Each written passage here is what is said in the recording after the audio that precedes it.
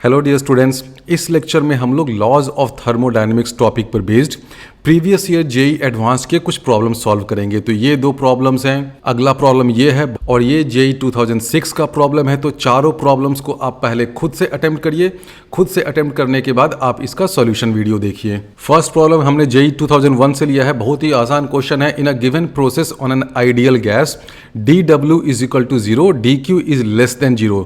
Process given है, देखो इसलिए यहाँ पर dW dQ ये सब भी लिख रखा है। हम लोग जानते हैं कि जो डेल्टा Q है हीट फ्लो है, that is a process dependent function. लेकिन जब प्रोसेस गिवन हो जाए, यानी कि फिक्स हो गया कि भाई इस प्रोसेस के थ्रू हम लोग जा रहे हैं, तो आप डेल्टा Q को dQ भी लिख सकते हैं। मैंने कई बार बताया है कि अगर आपको dQ लिखना ज़्यादा अच्छा लग रहा है तो आप dQ लिख लीजिए, लेकिन ध्यान जरूर रखिएगा कि ये जो dQ है ना, किसी Q फंक्शन का डेरिवेटिव नहीं है, ये एग्जैक्ट डिफरेंशियल नहीं है। तो क्वेश्चन में दे रखा है dQ इज लेस देन 0 और हम लोग जानते हैं कि dQ इज इक्वल टू क्या हो जाता है, du plus dW। First law of thermodynamics से यही होता है। dQ अगर लेस देन 0 है और dW इज इक्वल टू 0 है, इसका मतलब क्या हो गया, du is less than 0। du less than 0 है, इसका मतलब उसकी इंटरनल एनर्जी डिक्रीज कर रही है। इंटरनल एनर्जी एक आइडियल गैस के लिए सिर्फ और सिर्फ टेम्परेचर पे डिपेंड करता है। तो अगर इंटरनल एनर्जी डिक्रीज कर रहा है, इसका मतलब टेम्परेचर विल डिक्रीज। तो ए ऑप्शन सही है। जेई 2009 का ये बहुत ही अच्छा प्रॉब्लम सॉल्व करते हैं। The figure shows the PV plot of N ideal gas taken through a cycle ABCDA। The part ABC is a semi circle. ये वाला जो पार्ट है ना, देखो ABC, ये वाला पार्ट सेमी सर्कल है। And CDA is a half of an ellipse. आपको 4 ऑप्शन दे रखा है और पूछा है कि इनमें कौन कौन सा ऑप्शन करेक्ट होगा। इस क्वेश्चन में 1 और मोर देन 1 ऑप्शन में भी करेक्ट। तो पहले हम लोग इस डायग्राम को थोड़ा सा बड़ा कर लेते हैं, क्योंकि सारा खेल तो इसी डायग्राम पर होने वाला है। स्टेटमेंट ए में दे रखा है the process during the path A to B is isothermal. क्या ये वाला प्रोसेस आइसोथर्मल होगा? नहीं, क्योंकि क्वेश्चन में दे रखा है कि ये क्या है, ये एक सेमी सर्कल का पार्ट है। यानी कि इसका जो इक्वेशन होगा ना, वो सेमी सर्कल या सर्कल का जो इक्वेशन होता है x² plus y square is equal to R², उस टाइप का कुछ होगा। और हम लोगों ने अभी देखा था पिछले ही लेक्चर में कि अगर प्रोसेस आइसोथर्मल हो तो पीवी डायग्राम में उसका प्लॉट कैसा बनता है, एक रेक्टेंगुलर हाइपरबोला जैसा होता है, इस तरह का होता है। हाइपरबोला के शेप का प्रोसेस का पाथ होता है। तो आइसोथर्मल के केस में पीवी डायग्राम में जो कर्व बनता है वो एक हाइपरबोला होता है। यहाँ पे जो AB वाला कर्व है वो एक सर्कल का पार्ट है। तो ये जो AB प्रोसेस है वो आइसोथर्मल नहीं हो सकता है। A statement is wrong. B statement में पूछा है heat flows out of the gas during the path BCD। BCD ये वाला जो पाथ है, पूछा है कि क्या इस प्रोसेस में हीट फ्लो आउट कर रहा है कि नहीं। हम लोग जानते हैं फर्स्ट लॉ ऑफ थर्मोडायनेमिक्स से हीट फ्लो क्या हो जाता है, delta Q this is equal to delta U plus delta W, ये होता है। अब आप देखो कि इस वाले प्रोसेस में BCD वाले प्रोसेस में डेल्टा W क्या होगा, डेल्टा W नेगेटिव होगा। नेगेटिव क्यों होगा, क्योंकि देखो BCD इस रास्ते अगर आप जा रहे हैं तो जो वॉल्यूम है ना वो कॉन्ट्रैक्ट कर रहा है। देखो इनिशियल वॉल्यूम क्या होगा, आप स्टार्ट करो यहाँ से B से CD यहाँ पे गए, तो इनिशियल वॉल्यूम ज़्यादा है, फाइनल वॉल्यूम कम है। तो जब भी डेल्टा V लेस देन 0 होना, यानी कि कॉन्ट्रैक्शन हो रहा है सिस्टम का, तो work done delta W negative होगा। तो BCD इस वाले प्रोसेस में डेल्टा W नेगेटिव हो गया। सबसे पहले तो आप ये देख लो डेल्टा U क्या होगा, ये पॉजिटिव होगा या नेगेटिव होगा, ये भी सोचने वाली बात है। डेल्टा U हम लोग कैसे पता करें, आप जानते हैं कि जो U है वो सिर्फ और सिर्फ किस पे डिपेंड करता है, फंक्शन ऑफ T होता है, वो टेम्परेचर पे डिपेंड करता है। और टेम्परेचर क्या हो जाएगा, आइडियल गैस में PV is equal to nRT होगा। यानी कि जो टेम्परेचर होगा वो product of pressure into volume, उसके अकॉर्डिंग वेरी करेगा। तो यहाँ पे देखो PV का प्रोडक्ट क्या है, 3 इंटू 2, यहाँ पर है 6, यहाँ पर क्या है 2 इंटू समथिंग लेस देन 1, यानी कि यहाँ पर PV का जो प्रोडक्ट है वो लेस देन 2 है। यानी कि PV का जो प्रोडक्ट है वो 6 से घट के लेस देन 2 आ गया। देखो PV जो है ना, इनिशियल स्टेज में ये 6 है, फाइनल स्टेज में ये समथिंग लेस देन 2 हो गया। इसका मतलब टेम्परेचर भी डिक्रीज कर रहा है, क्योंकि देखो PV इक्वल टू nRT है, तो जो टेम्परेचर है वो PV product divided by nR होगा। इनिशियल देखो PV क्या है, 6 है, यहाँ पर पीवी देखो क्या है, 2 से कुछ कम है, यानी कि टेम्परेचर डिक्रीज किया। जैसे ही टेम्परेचर डिक्रीज किया इसका मतलब delta U this will be less than zero. तो इस प्रोसेस में देखो ये भी लेस देन जीरो है, डेल्टा डब्ल्यू भी लेस देन जीरो है, यानी कि इसका sum delta Q will be less than zero. Delta Q less than zero है यानी कि हीट फ्लो नेगेटिव है। जब भी हम लोग जानते हैं कि सिस्टम से अगर हीट फ्लो नेगेटिव है इसका मतलब सिस्टम से हीट फ्लो बाहर जा रहा है, तो ये ऑप्शन सही है, the heat flows out of the gas during the path B C D. तो ए गलत था, बी स्टेटमेंट सही है। अब हम लोग स्टेटमेंट डी को देखते हैं, सी को थोड़ा बाद में देख लेंगे। डी में क्या है, positive work is done by the gas in the cycle A B C D A. ये जो साइकिल है देखो क्या है, क्लॉकवाइज डायरेक्शन में है। और मैंने लेक्चर में समझाया था कि अगर कोई साइक्लिक प्रोसेस हो, साइक्लिक प्रोसेस क्या होता है, जब उसका initial state is equal to final state. इसमें देखो इनिशियल स्टेट अगर आप ए को ले रहे हैं तो वापस आप घूम के ए पर ही आ रहे हैं, लौट के बुद्धू घर को आए। तो साइक्लिक प्रोसेस क्या होता है, लौट के बुद्धू घर को आए, तो लौट के आप वापस ए पर आ गए। और मैंने समझाया था कि अगर कोई भी साइक्लिक प्रोसेस क्लॉकवाइज डायरेक्शन में हो तो उसमें पॉजिटिव वर्क हो रहा है। ध्यान रखना, साइक्लिक प्रोसेस में डेल्टा डब्ल्यू, डेल्टा क्यू ये सब नॉन ज़ीरो हो सकता है, लेकिन साइक्लिक प्रोसेस में डेल्टा यू जो है ना वो हमेशा ज़ीरो होता है। क्यों? क्योंकि आप वापस उसी स्टेज पे आ गए ना, इनिशियल स्टेट और फाइनल स्टेट सेम है, तो दोनों स्टेट में इंटरनल एनर्जी तो सेम होगा। तो साइक्लिक प्रोसेस में डेल्टा यू ज़ीरो होता है, लेकिन साइक्लिक प्रोसेस में डेल्टा डब्ल्यू और डेल्टा क्यू पॉजिटिव या नेगेटिव हो सकता है, नॉन ज़ीरो हो सकता है। अगर ये साइक्लिक प्रोसेस क्लॉकवाइज डायरेक्शन में हो तो वर्क डन पॉजिटिव होता है, यानी कि डी स्टेटमेंट सही है, positive work is done by the gas in the cycle A B C D A. अब हम लोग देखते हैं कि जो सी स्टेटमेंट है वो सही है या गलत है। देखने से ही लग रहा है कि ये स्टेटमेंट गलत है। इसमें क्या दे रखा है, work done during the path A B C is zero. हम लोग जानते हैं कि वर्क डन क्या होता है, एरिया अंडर द कर्व। अगर हम लोग पीवी डायग्राम की बात कर रहे हैं तो देखो ए बी सी, इसमें क्या हो जाएगा, एरिया अंडर द कर्व। ए से बी जाने में एरिया क्या हो जाएगा, ये वाला पूरा एरिया जिसको मैं अभी मैजेंटा कलर से कर रहा हूँ ना, ये वाला एरिया हो गया।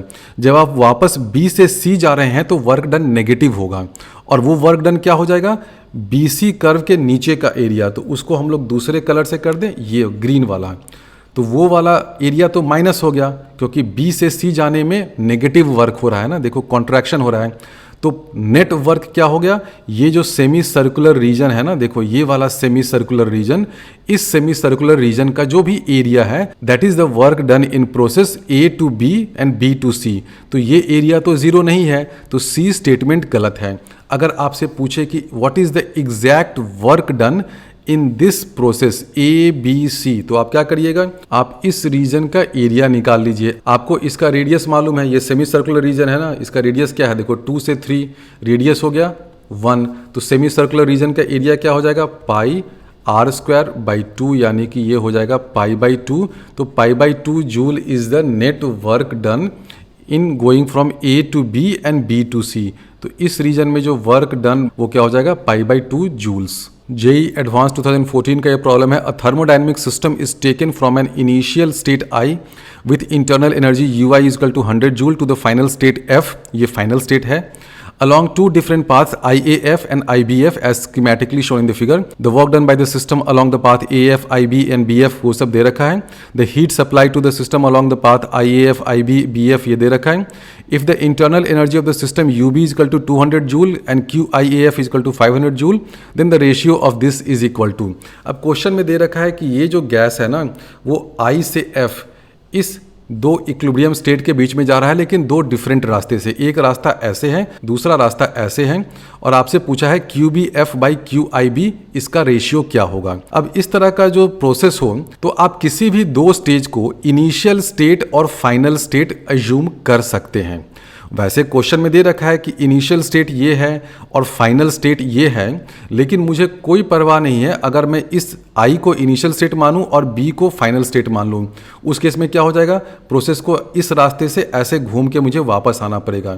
अब आप कहेंगे कि आप इस जिद पे क्यों उतरे हुए हैं कि इस बी को फाइनल स्टेट बना रहे हैं जबकि ये बी तो फाइनल स्टेट है नहीं। तो देखो, जनरली आप इस तरह के क्वेश्चन में वैसे दो स्टेट को इनिशियल और फाइनल लो जिसका इंटरनल एनर्जी आपको पता है। प्रेफरेबली आप वैसा करो, उससे सॉल्यूशन थोड़ा सा आसान हो जाएगा। हमें internal energy at state I मालूम है, internal energy at state B ये भी क्वेश्चन में दे रखा है। अगर आप चाहें तो इस F को भी फाइनल स्टेट एज्यूम करके क्वेश्चन सॉल्व कर सकते हैं, कोई दिक्कत नहीं है। एक दो स्टेप थोड़ा सा लंबा होगा, लेकिन मैं जो मेथड बता रहा हूं कि आप I को इनिशियल स्टेट मानो, वो तो ठीक ही है, और B को फाइनल स्टेट मानो, और आप इस दो स्टेट के बीच में दो प्रोसेस लो। एक प्रोसेस तो हो जाएगा ऐसे गए, ऐसे ऐसे ऐसे, और वापस इस रास्ते आए, यानी कि इसका डायरेक्शन आपने पलट दिया। और दूसरा प्रोसेस क्या है, डायरेक्टली आप आई से बी चले गए, और दोनों प्रोसेस में आप फर्स्ट लॉ ऑफ थर्मोडायनेमिक्स लगा दीजिए। बिल्कुल सही। तो हम लोग यही करते हैं। यू आई है देखो 100 जूल, और यू बी दे रखा है 200 जूल। तो हम लोग आई से बी जाने के लिए पहला प्रोसेस ये लेते हैं, ऐसे जाते हैं, फिर ऐसे आते हैं, और एफ से बी उल्टा आ जाते हैं, इस रास्ते आ जाते हैं। ठीक है, ये वाला प्रोसेस करते हैं। ऐसे कर सकते हैं ना, बिल्कुल कर सकते हैं। तो जब ये करिएगा तो इस प्रोसेस में हम लोग लिख सकते हैं delta U this is equal to delta Q minus delta W, ये तो लिख ही सकते हैं। डेल्टा यू कितना हो जाएगा, 200 माइनस 100 जूल, ये हो गया 100। डेल्टा क्यू क्या है, डेल्टा क्यू मतलब यहाँ से यहाँ ऐसे ऐसे और वापस ऐसे आने वाले रास्ते में टोटल हीट फ्लो कितना हुआ। तो देखो आई से एफ तक जाने में कितना हीट लगा, आई ए एफ, इस प्रोसेस में कितना हीट लगा, क्यू आई ए एफ, और ये क्वेश्चन में दे रखा है 500 जूल दे रखा है। अब एफ से बी तक आने में कितना हीट लगेगा, ये वाला देखो ये कितना लगेगा, क्यू एफ बी, वो कितना लगेगा वो हमें पता करना है। हमें पता तो करना है क्यू बी एफ वो कितना होगा, लेकिन ये हम लोग तो जानते ही है ना कि Q F B this will be equal to minus Q B F. ये हमने समझाया था कि अगर एक ही रास्ते से अगर आप B से F जा रहे हैं तो हीट फ्लो अगर Q हो गया है, तो अगर आप F से B आ रहे हैं अलोंग द सेम पाथ, अगर आप डायरेक्शन केवल रिवर्स कर देते हैं तो हीट फ्लो कितना हो जाएगा, माइनस Q। तो ये वाला रूल समझ गया ना, ये हमने अभी पिछले लेक्चर में ही डिराइव किया था। ये जो QFB है this will be equal to minus QBF, ये तो सबको पता होगा। तो डेल्टा Q देखो क्या है इस रास्ते में, कौन सा रास्ता, ये वाला रास्ता, ऐसे गए ऐसे गए, यहाँ तक का हमने लिख दिया QIAF, और वापस ऐसे आ गए, ये क्या है QFB। तो इसको लिखो ना, ये लिख दो प्लस QFB। अब इस QFB को हम लोग माइनस QBF लिख देते हैं, माइनस यहाँ कर दो डेल्टा W। डेल्टा W क्या है, इस रास्ते में यहाँ से ऐसे ऐसे और ऐसे आने में कितना टोटल वर्क डन हुआ। तो इस रास्ते में वर्क डन क्या हो जाएगा, WIA, आई से ए जाने में, प्लस WAF ये हो गया, प्लस WFB। ये जो भी हमने लिखा है ना, इसका मतलब क्या है, FB का मतलब क्या है, F से B आने में कितना वर्क लगा, A से F जाने में कितना वर्क हुआ। WIA ये तो जीरो हो जाएगा, क्योंकि देखो I से आप A जा रहे हैं, वॉल्यूम कांस्टेंट है, ये आइसोकोरिक प्रोसेस है, वॉल्यूम कांस्टेंट है, वर्क डन जीरो हो गया। WAF ये क्वेश्चन में आपको दे रखा है, इसकी वैल्यू क्वेश्चन में दे रखी है 200 जूल। WFB क्या ये हमें दे रखा है, F से B आने में कितना वर्क लगा, क्या दे रखा है, हमें ये नहीं दे रखा है, लेकिन हमें WBF दे रखा है। देखो हमें क्या दे रखा है, दे रखा है WBF is equal to 100 joules. Question में आपको ये दे रखा है B से F जाने में वर्क डन है 100 जूल। तो WFB क्या हो जाएगा, WFB this is equal to minus WBF होगा। ये तो हमने बताया था ना कि अगर आप सेम पाथ पे डायरेक्शन अगर रिवर्स कर देते हैं तो वर्क डन का साइन चेंज हो जाता है। तो B से F जाने में अगर आपको 100 जूल का वर्क डन है तो F से B आने में वर्क डन माइनस 100 हो जाएगा। तो यहाँ पर आप सब लिख दो, ये क्या हो जाएगा, 100 इज इक्वल टू QIAF की वैल्यू क्या है, इसकी वैल्यू है 500 माइनस QBF जो हमें पता करना है, माइनस ये हो जाएगा WIA हो गया 0, प्लस WAF हो गया 200, प्लस WFB हमने अभी क्या फाइंड किया, माइनस 100। तो देखो हमने ये इक्वेशंस निकाल लिया, इसको सॉल्व करिए तो आपको मिल गया QBF is equal to 300 joules. अब हमें पता करना है QIB, ये वाला प्रोसेस में हीट फ्लो क्या होगा, उसमें भी आप यही लगाइए, डेल्टा यू क्या होगा, ऑब्वियसली 100 जूल सेम होगा। इंटरनल एनर्जी तो स्टेट फंक्शन है ना, आप आई से बी इस रास्ते जाइए या ये छोटे वाले रास्ते से जाइए, डेल्टा यू तो सेम होना है। डेल्टा क्यू क्या हो जाएगा, ये हो जाएगा क्यू आई बी जो हमें फाइंड करना है। डेल्टा डब्ल्यू क्या हो जाएगा, ये हो जाएगा W I B. W I B क्या क्वेश्चन में दे रखा है, हाँ दे रखा है। डब्ल्यू आई बी की वैल्यू है 50, तो क्यू आई बी की वैल्यू क्या हो जाएगी, Q I B this is equal to हो जाएगा 100 + 50 150 जूल। क्वेश्चन में हमसे पूछ रखा था कि what is the ratio of Q B F and Q I B, यानी कि दोनों का रेशियो लेना है। 300/150 कर दीजिए, आंसर हो गया 2। तो बहुत सिंपल ये क्वेश्चन था। अगर आप ये ध्यान में रखिए कि हम लोग इस स्टेट आई को इनिशियल स्टेट बना दें और इस स्टेट बी को फाइनल स्टेट बना दें। आप चाहें तो इस एफ को फाइनल स्टेट एज्यूम करके भी क्वेश्चन सॉल्व कर सकते हैं, लेकिन आपको ध्यान ये देना होगा कि इस फाइनल स्टेट का आपको इंटरनल एनर्जी नहीं दे रखा है, तो आपको थोड़ा सा कैलकुलेशन करके पहले internal energy of this final state F वो फाइंड करना पड़ेगा। वो फाइंड कर लीजिए, उसके बाद आप ये first law of thermodynamics apply करिए। 2 डिफरेंट प्रोसेसेस से आई से एफ पहुंचिए, एक प्रोसेस में वाया ए पहुंचिए, दूसरे प्रोसेस में वाया बी पहुंचिए। वैसे करिएगा तो आपको क्यू बी एफ और क्यू आई बी उस मेथड से भी आ जाएगा, लेकिन उसमें एक स्टेप थोड़ा सा एक्स्ट्रा हो जाएगा, क्योंकि आपको इस एफ स्टेट का इंटरनल एनर्जी की वैल्यू यू एफ फाइंड करना पड़ेगा। मैंने जो मेथड यूज़ किया है उसमें इनिशियल स्टेट ये आई हो गया, फाइनल स्टेट ये बी हो गया, और इस स्टेट का internal energy U B is equal to 200 joule हमें क्वेश्चन में ही दे रखा है। तो इन दोनों स्टेट के बीच में प्रोसेसेस लेने से फायदा ये होगा कि कैलकुलेशन थोड़ा सा आसान होगा। जेईई 2006 का ये प्रॉब्लम सॉल्व करते हैं। Match the following for the given processes. Process J2K, उसमें इन चारों में से कौन कौन सा ऑप्शन सही होगा। J2K देखिए कौन सा प्रोसेस है, J2K ये वाला आइसोकोरिक प्रोसेस है। देखो ये पीवी डायग्राम है, वॉल्यूम कांस्टेंट है। J से K अगर आप जाएंगे तो आप देख रहे हैं कि डेल्टा V क्या है, 0 है। This implies work done. Delta W क्या हो गया, 0 हो गया। और हम लोग जानते हैं कि delta Q this is equal to delta U plus delta W, ये तो होता ही है फर्स्ट लॉ ऑफ थर्मोडायनेमिक्स से। तो J से K जब हम लोग जा रहे हैं तो वर्क डन तो 0 हो गया। अच्छा, डेल्टा W के बदले वर्क W लिख रखा है यहाँ पे, लेकिन मैं जनरली डेल्टा लिख देता हूँ क्योंकि वो तो उस प्रोसेस का वर्क डन हो गया ना, इसलिए मैं डेल्टा टर्म यूज़ करता हूँ। और SC वर्मा जी की बुक में भी डेल्टा W डेल्टा Q है, इसलिए मैं डेल्टा ज़्यादा प्रेफर करता हूँ। तो डेल्टा W तो 0 हो गया। डेल्टा Q क्या होगा इस प्रोसेस में, इस प्रोसेस में आप देख रहे हो कि टेम्परेचर डिक्रीज कर रहा है। क्यों डिक्रीज कर रहा है, आइडियल गैस के लिए हमेशा याद रखना PV is equal to nRT होता है। तो जो टेम्परेचर होता है ना वो प्रोडक्ट ऑफ PV उस पर डिपेंड करता है। यहाँ पे देखो प्रोडक्ट ऑफ PV ऑब्वियसली ज़्यादा है, यहाँ पे प्रोडक्ट ऑफ PV कम है। देखो यहाँ पे P इंटू वी का प्रोडक्ट कितना हो जाएगा, 30 इंटू 10 है, यहाँ पे 10 इंटू 10 है, यानी कि टेम्परेचर डिक्रीज कर रहा है। अगर आप इस पाथ के अलोंग जा रहे हैं, J से K जा रहे हैं, तो टेम्परेचर इज डिक्रीजिंग। अगर टेम्परेचर डिक्रीज कर रहा है तो obviously delta U will be less than 0, क्योंकि टेम्परेचर डिक्रीज कर रहा है तो इंटरनल एनर्जी डिक्रीज करेगा। आइडियल गैस में इंटरनल एनर्जी सिर्फ और सिर्फ टेम्परेचर पे डिपेंड करता है। तो डेल्टा U क्या हो गया, लेस देन 0 हो गया। डेल्टा W क्या है, 0 है। तो उस केस में डेल्टा Q की वैल्यू क्या हो जाएगी, नेगेटिव हो जाएगी, यानी कि Q will be less than 0, यानी कि A वाले केस में सही ऑप्शन हो गया Q। तो A जो है वो इससे मैच हो जाएगा, Q लेस देन 0, बाकी और कुछ नहीं होगा। अब हम लोग आते हैं K2L वाले प्रोसेस में। तो K2L में देखो क्या हो रहा है, जब हम लोग K2L जाएंगे वर्क डन कुछ होगा, डेल्टा W होगा और वो पॉजिटिव होगा क्योंकि एक्सपेंशन हो रहा है ना। देखो K से L जाने में वॉल्यूम इंक्रीज कर रहा है, तो ऑब्वियसली क्या हो जाएगा, वर्क डन ग्रेटर देन 0 हो जाएगा। और हम लोग जानते हैं कि delta Q is equal to delta U plus delta W। तो डेल्टा W तो ग्रेटर देन 0 हो गया। डेल्टा U क्या हो जाएगा, आप यहाँ से देखो PV जो है वो 10 इंटू 10 है, यहाँ पे है 20 इंटू 10, यानी कि PV प्रोडक्ट इंक्रीज किया, यानी कि टेम्परेचर इंक्रीज किया। इसका मतलब इंटरनल एनर्जी इंक्रीज करेगा K से L जाने में। इसका मतलब डेल्टा U भी ग्रेटर देन 0 है, डेल्टा W भी ग्रेटर देन 0 है, यानी कि डेल्टा Q ये भी ग्रेटर देन 0 होगा। तो इस केस में Q will be greater than 0 and work done will be greater than 0, यानी कि जो B वाला स्टेटमेंट है वो मैच कर जाएगा P से और S से। K2L प्रोसेस में वर्क डन भी ग्रेटर देन 0 है और हीट फ्लो Q भी ग्रेटर देन 0 होगा।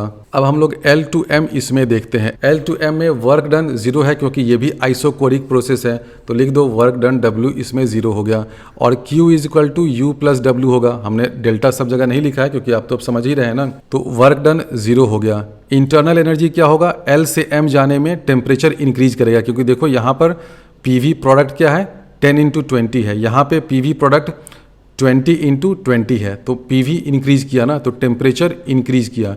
टेम्परेचर इंक्रीज किया इसका मतलब इंटरनल एनर्जी इंक्रीज किया, इसका मतलब delta U will be positive. तो Q is equal to U जब करेंगे तो ये वाला टर्म पॉजिटिव हो गया, तो Q जो है वो पॉजिटिव हो जाएगा। किस केस में? C में। L से M जाने में Q ग्रेटर देन 0 होगा, वर्क डन 0 हो गया, तो C जो है वो मैच कर जाएगा किससे? C will be matching to S। Last process देखते हैं। आप M से J जा रहे हैं तो देखो वॉल्यूम तो डिक्रीज कर रहा है, वॉल्यूम डिक्रीज कर रहा है, इसका मतलब वर्क डन लेस देन 0 हो गया, यानी कि प्रोसेस M टू J में ये वाला मैच करेगा, R तो मैच करेगा ही। और हम लोग जानते हैं कि delta Q this will be equal to delta U plus delta W। अब डेल्टा U क्या होगा? वो ऑब्वियसली डिपेंड करता है कि टेम्परेचर इंक्रीज किया या डिक्रीज किया। आप यहाँ पे देखो तो प्रोडक्ट क्या है? 20 इंटू 20। पीवी का प्रोडक्ट यहाँ पे कितना है? 400 है। यहाँ पे पीवी का प्रोडक्ट क्या है? 30 इंटू 10 300 है, यानी कि पीवी का प्रोडक्ट डिक्रीज किया, इसका मतलब टेम्परेचर डिक्रीज किया। टेम्परेचर डिक्रीज किया इसका मतलब इंटरनल एनर्जी डिक्रीज करेगा, इसका मतलब delta U will be less than 0।